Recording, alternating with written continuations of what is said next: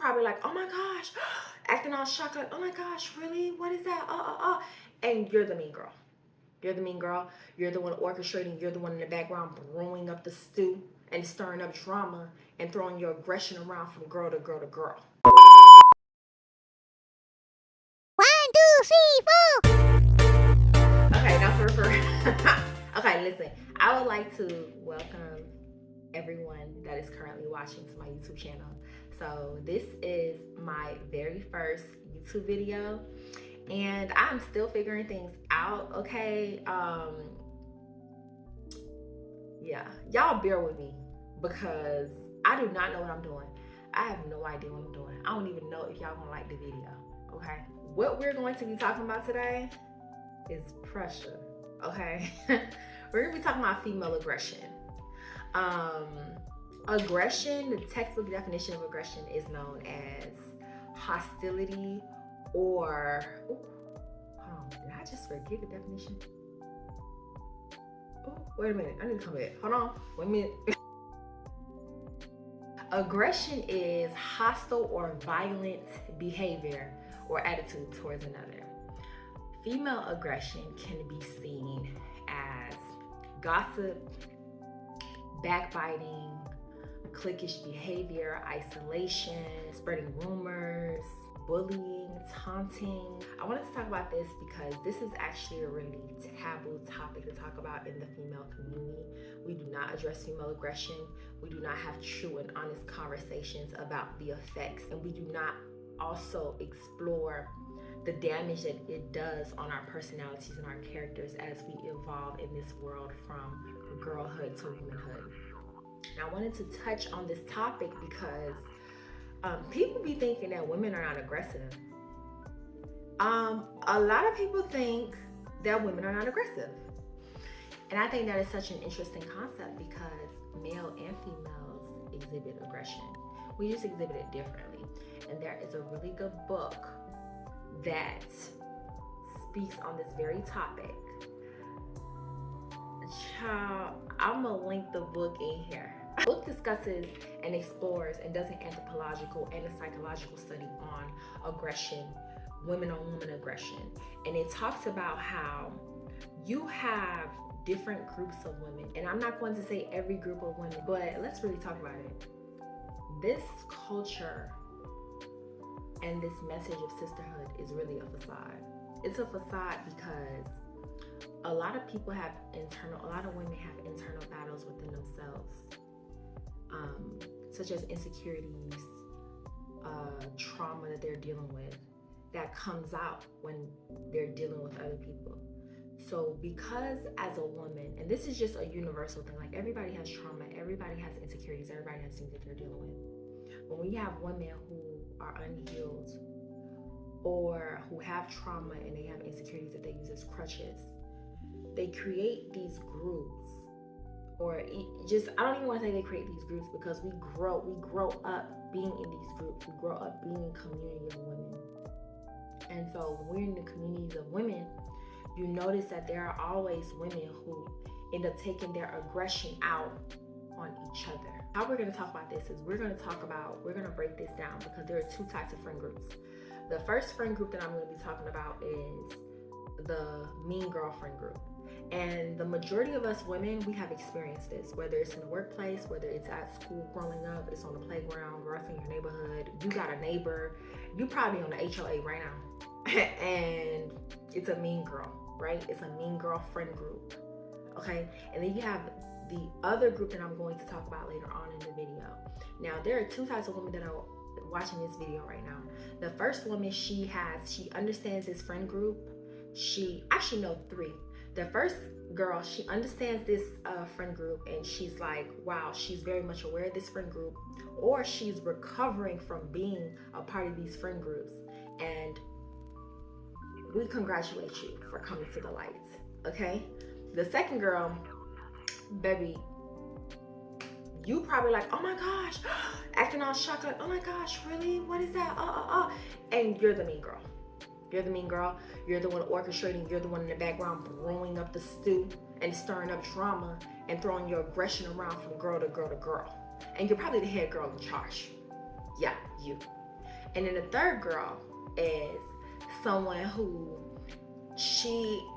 you have not yet become self-aware of your circumstances, so you don't even notice that you're in a mean girl group. You're just going with the flow, girl. You're just trying to survive. You're surviving and you don't even notice it, okay? So we're talking about mean girls. So how I'm going to break down this circle, because the remake of the movie just came out, but the original movie is actually a beautiful depiction of this. In these friend groups, you have the head girl in charge. She's in the nucleus. And I'm going to actually talk about this in a way of just friendship in general, where in friend groups, you have yourself, which is the nucleus. And then you have your really close circle. Your really close circle could be your mom. Like, she could be your best friend. You could have aunts who, y'all are best friends, cousins, y'all talk every day, da-da-da-da. They're in your home, y'all might have sleepovers, y'all go through really intimate details, and there's a level of trust there. There's a level of intimacy there that you don't get every day. And then if you're married, your husband would be in that inner circle also. Well, some women, because some women don't really like their husbands.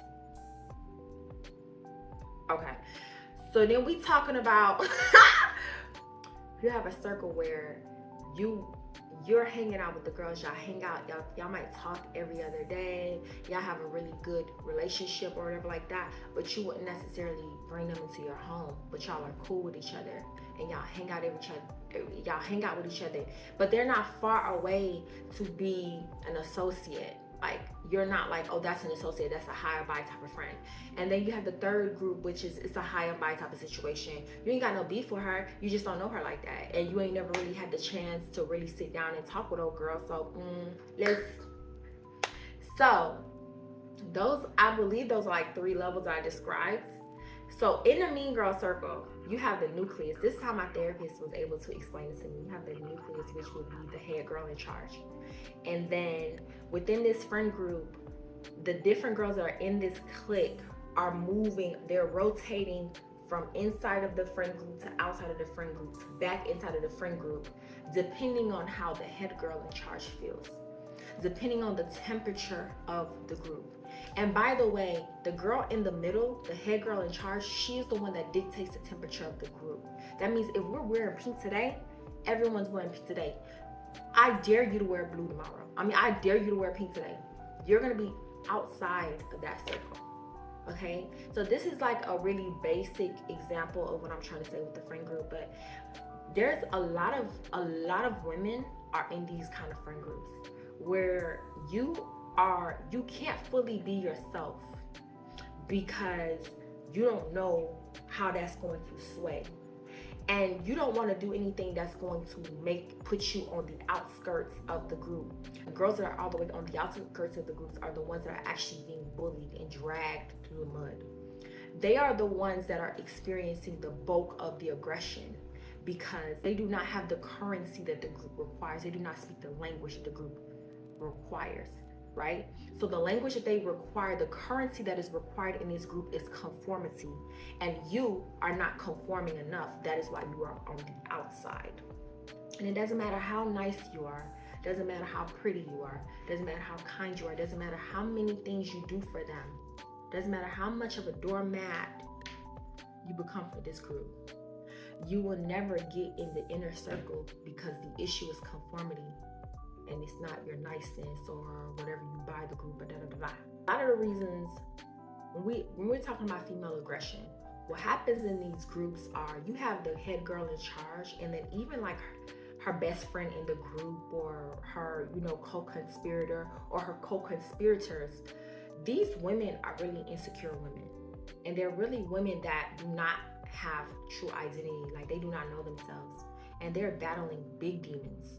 So what happens is you are their target audience. Instead of them fighting with themselves to realign themselves and to really get it together, they're fighting with everyone else in the group. And what brings them joy and what brings them esteem is making anyone in the group that is not conforming to their standard small, and is stepping on them and making them feel smaller than life. You see see what I'm saying?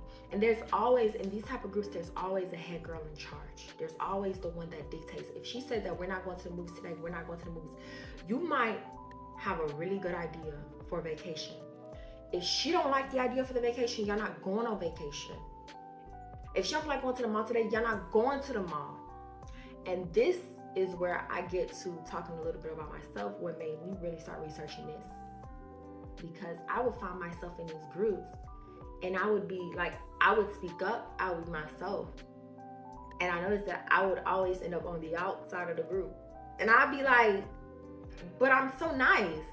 Like, but I don't get it. I wasn't willing to conform. I wasn't willing to jump when they told me to jump. And it's not because I didn't want to, it's not because I'm rebellious, it's just because I don't want to jump right now. Why I gotta jump? Why are we jumping? Cause you said so? Respectfully. So I was always on the outskirts. But I had a lot of love for these girls.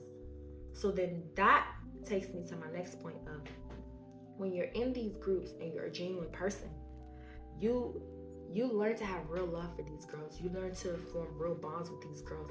But because these women are battling their own demons, because they're superficial, because a lot of things that they do is performative, y'all relationship is not real. Your friendship is not real. Your friendship is very much surface. You don't know it's surface, but they know it's surface. That's why they're able to treat you like that and not feel any type of way about how they treat you. Because it's all performance. Everything is about the aesthetics and how pleasing it is, and the temperature and the culture and and we do this, and this is how we carry ourselves, and this is who we are. And instead of just really valuing what individual girl brings to the group, how is their individual character, what is their individual personality, what do they all bring to the group that makes them unique and that makes this group a beautiful harmony of love and sisterhood. This is not a sisterhood. Okay, so number 4 or 5, I don't really know which number I'm on, but I wanted to discuss that because that brings me to my next point of this type of aggression that goes on in these girl groups starts from a very young age. This bullying, this cliquish behavior, this isolation, this old girl took your man because she felt like she could. She felt like, how dare you? Like, she felt like she needed to knock you down a notch. Because who you think you is, right? So you gonna go get a new man before I have a man? Let me take yours to knock you down a notch. It's silent competition, this backbiting, this competition, this you're spreading rumors about me, telling the girls that I did X, Y, and Z, telling the whole school that I did X, Y, and Z, and then laughing. And then when I come to you, you're like, oh girl, I can't believe you're patting me on the back, trying to help me find the culprit of who spread the rumors, baby, when you the one that spread the rumors. You spread the rumors. And I'm looking for the culprit, and you're the culprit. Yeah. So this takes me to the trauma that this causes. I can only imagine the women that have clicked on this video to really explore this, and now that I'm speaking, you're starting to think of all the times when different kind of women played in your face, whether it's the current girlfriends that you have or the past ones, where it's like, wait a minute, y'all was playing in my face. And the trauma that it leads to a lot of trauma and brokenness, because these are women that you have tied yourself to. You have soul ties to these women. And see, I'm gonna talk about that in a whole nother video. But the advice that I would have is, let's start decoupling from these kind of relationships. First of all, let's be self-aware about our surroundings and who we have around us. Who do we actually call friends? Once you dig into that and you notice certain behaviors and it tends to be negative, decouple yourself away from stuff like that. Number 1, go into isolation and start seeking healing, right? So one of the things I did last year, after years, decades of trauma, well, I'm not even an old child, years of trauma, I went into deep isolation and I went into deep healing. So I found a better therapist, someone that not only held me accountable, but she was very enlightened about different things, and she pointed out a lot of things. Like, for example, in the situation, if I was talking about a situation, she's like, well, this is not really your fault, so why are you blaming yourself for this particular situation? right? So I found a really good therapist. And then I really rekindled my relationship with God because I realized that although therapy is a really beautiful thing, right? And it's a very important thing, I learned that God has a way of healing your soul and healing your spirit in a supernatural way that crying tears and talking to a human can't do. And then I dug into his word, right? There's so many scriptures that I found that basically, for example, like there's a scripture in the Bible that talks about throwing your pearls to swine. There's a lot of times when I was in relationships and I was in relationships with girls and like they were the swine, right? No pun intended. Like I'm not trying to throw shade at them, but it's like they were the swine and I was throwing my pearls to them, right? So I was trying to give of myself, give of my time, give of my energy, give of things that are intangible, that are precious, that make me who I am. And they were rejecting it and they did not care about it. They did not care that I would sit on the phone with them for hours and listen to them talk about whatever problems, or I gave them my last stuff, da da da. They didn't care because I was only in the group to be used. And honestly, like it benefited. Like we'll call her up. She'll do it. She'll do it because she want to be our friend, right? So that's number two. Well, that's actually number one. Aligning back up with God and allowing him to do deep inner work within me. And then the second part was getting a really good therapist. The third part was really assessing myself and being transparent with myself and evaluating who I was. Like look at myself in the mirror, because how is it possible that through your whole life you have had the same type of friendships? You keep attracting the same type of girls, you keep ending up in the same type of circles, and you keep not being valued, right? So in the beginning, it's them. Towards the end, it's you, because you're allowing it. So I had to really come to terms with the fact that there's something in me that's allowing this. My self-esteem is not high enough.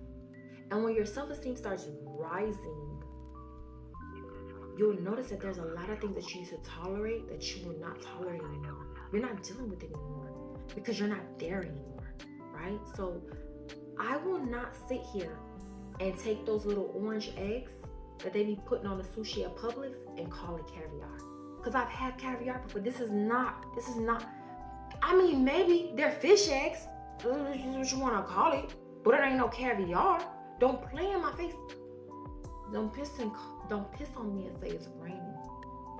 That's what happens when you start lifting your self-esteem. And you can't lift your self-esteem up if you are scared to get to know your creator. You're scared to dig into the word. You're scared to really go to a therapist to unbox the things that have been in your life that's attached to trauma. You're scared of it. You can't gain self-esteem. A lot of people think they can buy self-esteem. You can't buy self-esteem. You can't fake it. Because it's something that oozes from you. It's something that comes from you. And you dictate the temperature of your life through your self-esteem, through your heart. And so that's the advice that I would have. And then I mentioned earlier in the video how I would talk about the second type of friend group, where there is no head girl in charge. It's not a mean girl group. It's a group of women who they're an equal playing field. They may not be equal in terms of what they do in life, how they see the world, their upbringing, blah blah blah. But they're equal in terms of character and perspective and self-esteem. So you learn that in a friend group like that, you can thrive and exist as yourself. And there will never be another girl that challenges you, because she's not pressed or bothered about how big you are, right? So if you're too big and you fill up this whole room, she'll go get a room next door to you and fill up that room. Because it's never been about crushing you to make herself big. crushing you and then using your energy to power herself like a Power Ranger or Supersonic or whoever. It's about, I respect you because I respect myself. And because I respect myself, I can never play in another girl's face. And so when you're around women like that, you will start noticing that you could be yourself. But that only comes, you will only be able to attract a friend group like that when you go through deep, intense healing, self-awareness. And so I think that I might actually make this into a series because this is my first video and I'm actually very nervous because I'm actually very shy, but I am trying.